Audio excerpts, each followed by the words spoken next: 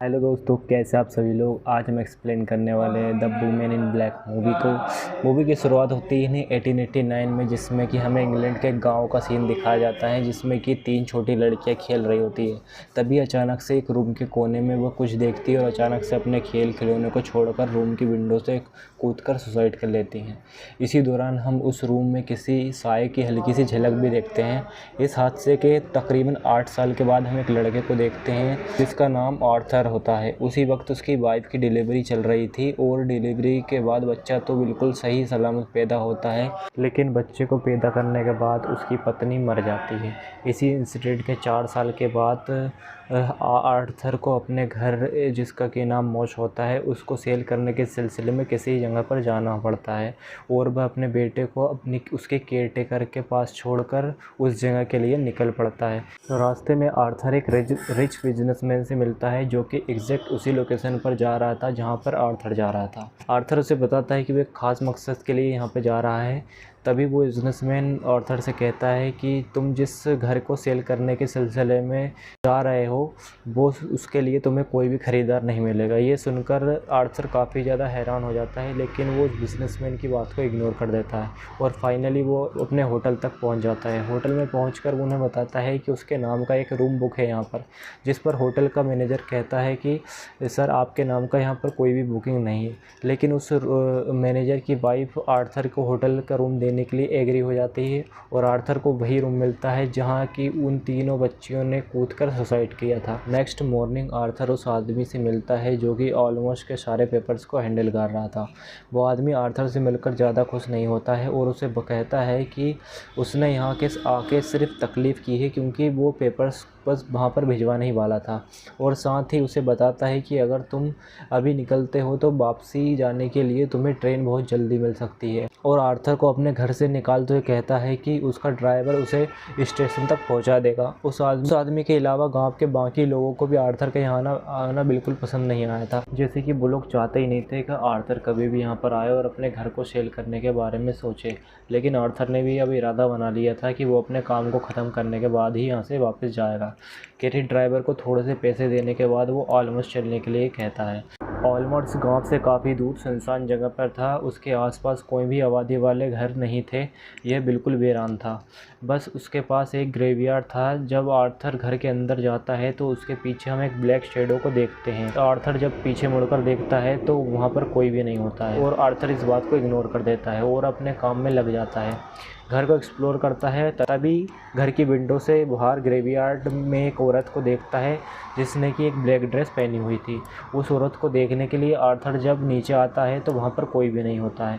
जैसे ही शाम होती है कैरी ड्राइवर फिर से उसे पिकअप करने के लिए आ जाता है और गांव में वापस आकर सारे इंसिडेंट के बारे में कांस्टेबल को बताता है, लेकिन उसकी बातों को कोई भी ज़्यादा सीरियस नहीं लेता है और इग्नोर कर देता है। तभी 2 छोटे बच्चे अपनी ही उम्र की एक छोटी बच्ची को लेकर आते हैं और बताते हैं कि इसने कुछ खा लिया है जिसकी वजह से इसका ये हाल है। बच्चे की तबीयत काफ़ी ख़राब थी। बच्चे को इस हालत में देखकर आर्थर ज़ोर ज़ोर से चिल्लाकर कांस्टेबल को बुलाता है, लेकिन वो नहीं आता है और उस छोटी सी बच्ची की मौत हो जाती है। उसी रात रिच बिजनेसमैन जिससे कि वो ट्रेन में मिला था उसके घर डिनर पर जाता है। उस आदमी का नाम मिस्टर डेली था। वहाँ पर आर्थर को पता चलता है कि मिस्टर डेली का एक बेटा भी था जो कि बहुत छोटे सी उम्र में ही मर गया था। मिस्टर डेली को आर्थर अपनी वाइफ से मिलवाते हैं और अपनी वाइफ के बारे में भी कुछ बताते हैं कि कभी कभी उनकी वाइफ को पागलपन के दौरे पड़ते हैं, लेकिन मिस्टर डेली इस बात को ज़्यादा ध्यान नहीं देते हैं क्योंकि उन्हें लगता है कि उनकी वाइफ की मेंटल हालत ठीक नहीं है, जिसकी वजह से वो ऐसी हरकतें करती हैं। उसी वक्त मिस्टर डेली की वाइफ अजीबोगरीब हरकतें करने लगती हैं और एक नाइफ से टेबल में कुछ ड्रॉ कर देती हैं। यह देखकर मिस्टर डेली क्लोरोफॉर्म सुखाकर अपनी वाइफ को बेहोश कर देते हैं और आर्थर जब उस पिक्चर को देखता है तो वो शॉक्ड हो जाता है क्योंकि वो पिक्चर ऐसा प्रेजेंट कर रही थी कि कोई औरत खुद को फांसी लगाकर सुसाइड कर रही है। अगले दिन आर्थर दोबारा से उस आदमी से मिलने के लिए जाता है जो कि ऑलमोस्ट की डीलिंग कर रहा था, लेकिन वह अपने घर पर नहीं होता है। तभी आर्थर घर के बेसमेंट में एक छोटी सी बच्ची को देखता है जो कि उस रूम में बंद होती है, लेकिन वो बच्ची आर्थर से कहती है कि वो उसे अकेला छोड़ दे और यहाँ से चला जाए।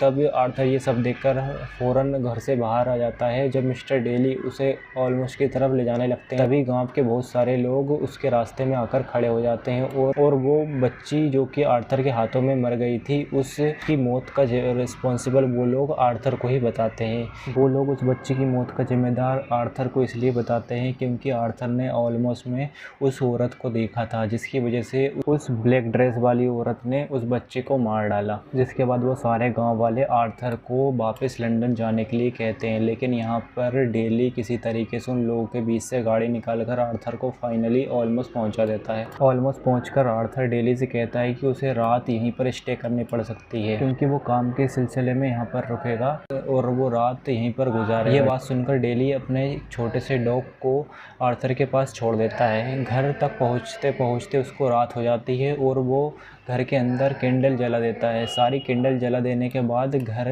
में पड़े हुए सारे लेटर्स पेपर को पढ़ने लग जाता है। पेपर्स में किड्स को एक लेटर भी मिलता है जो कि असल में किसी एलिस आर्थर के नाम पर आया था और वो इस घर की असली ओनर थी और उस औरत को लेटर लिखने वाली और कोई नहीं बल्कि उसकी अपनी बहन जेनेट थी। उन दोनों फीमेल्स में एलिस का कोई भी बच्चा नहीं था। उसने अपनी सिस्टर जेनेट का बच्चा उससे छीन लिया था, यह कहते हुए कि उसकी बहन को मेंटल डिसऑर्डर है। उस इंसिडेंट के बाद एलिस ने कभी भी अपनी बहन जेनेट को अपने बच्चे से मिलने नहीं दिया। जेनेट ने लिखा था कि बेशक उसकी बहन ने उसे अपने बच्चे से मिलने नहीं दिया, लेकिन वो फिर भी उसी का बच्चा रहेगा। इसके अलावा आर्थर को एक और लेटर भी मिलता है जो कि जेनेट ने एलिस को लिखा था। उस लेटर में साफ साफ मेंशन था कि उस बच्चे की मौत कैसे हुई थी। उस लेटर में जेनेट ने साफ साफ अपने बच्चे की मौत का जिम्मेदार अपनी बहन को बताती है। उसमें लिखा था कि अगर वह चाहती तो अपने बच्चे को बचा सकती थी, लेकिन उसने अपने बच्चे की जान के निस्बत अपनी जान को ज़्यादा इम्पोर्टेंट समझा। उस पेपर्स में उस बच्चे का डेथ सर्टिफिकेट भी मिल जाता है और तभी एक बहुत बड़ा राज भी सामने आता है कि उस घर की नर्सरी से जेनेट ने फांसी लगाकर सुसाइड कर ली थी। यहीं पर सारी बातें क्लियर हो जाती है। इसके बाद डेली का डॉग एग्जिट डोर की तरफ मुँह कर भौंक रहा था। जब आर्थर नीचे जाके देखता है तो मौसम बहुत ख़राब था और बारिश हो रही थी। तभी अचानक से आर्थर को उन सभी बच्चों की सोल्स दिखाई देती हैं जो कि किसी कारणवश इस गाँव में मर गए थे। आर्थर उन बच्चों की सोल्स को देखकर बहुत ज़्यादा डर जाता है और घर के अंदर वापस जाता है। तभी उसे घर के ऊपर वाले फ्लोर पर एक दरवाज़ा मिलता है। वो उसे खोलने की बहुत कोशिश करता है लेकिन वो नहीं खुलता है। दरवाजे को खोलने के लिए वो एक हथियार लेकर आता है, लेकिन जब वो वापस आके देखता है तो वो दरवाज़ा अपने आप ही खुल गया था। आर्थर जब उस दरवाजे के अंदर जाके देखता है तो वहाँ पर एक रॉकिंग चेयर बिल्कुल इस तरह हिल रही थी जैसे कि उस पर कोई बैठा है। आर्थर जब ऊपर देखता है तो एक औरत उसे फांसी लगाते हुए नजर आती है और अचानक से ही गायब हो जाती है और दोबारा से एक छोटे बच्चे का भूत आकर आर्थर को डरा देता है। इसके बाद आर्थर बहुत ज़्यादा घबरा जाता है। इसके बाद फ़ौरन आर्थर उस रूम से बाहर आता है और एग्जिट डोर की तरफ भागता है। जैसे ही वो दरवाज़ा खोलता है तो उसे मिस्टर डेली दरवाजे पर ही मिल जाते हैं। असल में मिस्टर डेली आर्थर को लेने के लिए आए थे। जब आर्थर मिस्टर डेली के साथ वापस जा रहा था तो वो रात के सारे इंसिडेंट के बारे में उन्हें बताने की कोशिश करता है, लेकिन मिस्टर डेली उसकी बात पर यकीन नहीं करते हैं। और जब आर्थर और मिस्टर डेली उस आदमी के घर जाते हैं जो कि एल्मोस की डीलिंग कर रहा था, उसका सारा घर आग में जल रहा था। जब आर्थर उसके बच्चे को बचाने के लिए बेसमेंट की तरफ भागता है तो वो वहाँ पर बहुत ही अजीब चीज़ देखता है। वहाँ पर जेनेट की सोल उस छोटी बच्ची को सुसाइड करने के लिए इंस्टिगेट कर रही होती है। जब आर्थर उस बच्ची को ऐसा करने से रोकता है तो वो उसकी एक भी नहीं सुनती और अपने आप को जला देती है। ये देखकर आर्थर बहुत ज़्यादा शॉक्ड हो जाता है और मिस्टर डेली के साथ वापस घर चला जाता है। वहाँ पर वो मिस्टर डेली की वाइफ से दोबारा मिलता है और उसे पता चलता है कि उनके बच्चे की मौत पानी में डूबने की वजह से हुई थी। तभी मिस्टर डेली की वाइफ को दोबारा से दोहरे पड़ने लग जाते हैं और वो आर्थर से कहती है कि वो हमें ऐसा करने से मजबूर करती है। और अब हमें यहाँ पर उन सारे बच्चों की डेड इंस्टेंट दिखाई देती है जिसे कि जब जेनेट की सोल ने भड़काकर उनसे सुसाइड करवाई थी। तभी आर्थर को यहाँ पर सारी कहानी समझ आती है। असल में जो ब्लैक ड्रेस वाली औरत है जो इधर उधर भटकती रहती है वो दरअसल और कोई नहीं बल्कि जेनेट की सोल है और वो ऐसा सब कुछ अपने बच्चे की मौत का बदला कर लेने के लिए कर रही है। फिर आर्थर ये सोचता है कि क्यों ना हम जेनेट को उसके बच्चे से उससे मिलवा दें, जिससे हो सकता है कि शायद वो ये सब खून खराबा करना बंद कर दे और बिल्कुल शांत हो जाए। जब आर्थर ये अपना आइडिया मिस्टर डेली के साथ शेयर करता है तो वो बिल्कुल मना कर देते हैं, क्योंकि आज तक उस बच्चे की डेड बॉडी मिली ही नहीं थी। जिस पर आर्थर कहता है कि हम उस बच्चे की डेड बॉडी उसी दलदल में ढूंढेंगे जहाँ पर वो मरा था। इसके बाद आर्थर वहाँ पहुंचकर एक रस्सी के सिरे को गाड़ी से बांधता है और दूसरा सिरा अपने कमर में बांधकर उस दलदल में उतर जाता है और काफ़ी ज़्यादा तलाश करने के बाद उसे उस बच्चे की वो डेड बॉडी मिल जाती है। वो उस बच्चे की डेड बॉडी को लेकर उसके घर में जाता है और वहाँ पर रख देता है जहाँ पर उसने पहले दिन जेनेट की सोल को देखा था। इसके बाद आर्थर ने उस डेड बॉडी के इर्द गिर्द वो सारे लेटर्स रख दिए थे जो कि जेनेट ने लिखे थे। इसके बाद डेली को अपने बेटे की सोल नज़र आती है। वो उसके पीछे जाता है तो वो देखता है कि एक रूम में लॉक हो गया है। दूसरी तरफ हम आर्थर को देखते हैं जो कि इसे सोचकर परेशान होता है कि अब तक जेनेट अपने बच्चे से मिलने के लिए क्यों नहीं आई।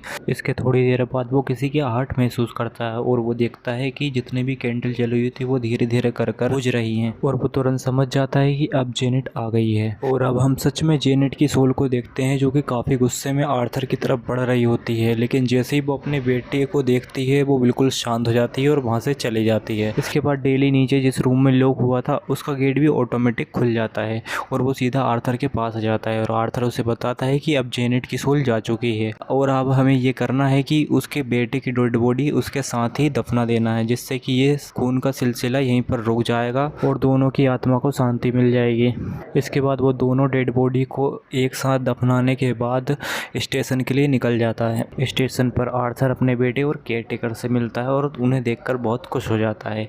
इसके बाद आर्थर अपने बेटे को डेली से इंट्रोड्यूस करवाता है और अपने केयरटेकर को लंदन की टिकट लाने के लिए बोलता है। आर्थर डेली से कहता है कि अब वो एक और दिन भी यहाँ पर नहीं रुकेगा और अगले ही ट्रेन से सीधा लंदन चला जाएगा। इधर बच्चे की केयरटेकर भी टिकट्स लेने में बिजी थी और आर्थर भी डेली से बात करने में बिजी था, इसलिए उसका ध्यान अपने बेटे से हट जाता है और उसका बेटा सामने से आने वाली ट्रेन के सामने जाने लगता है। आर्थर जब साइड पे दिखता है तो उसे जेनेट की सोल नजर आती है और तभी उसका ध्यान अपने बेटे की ओर जाता है। वो उससे बचाने के लिए आगे बढ़ता है, लेकिन इतनी ही देर में ट्रेन बाप और बेटे दोनों को कुचल देती है। तभी डेली को उन सारे बच्चों की सोल्स नजर आती है जो कि उस गांव में मर गए थे और साथ ही जेनेट की सोल भी नजर आती है।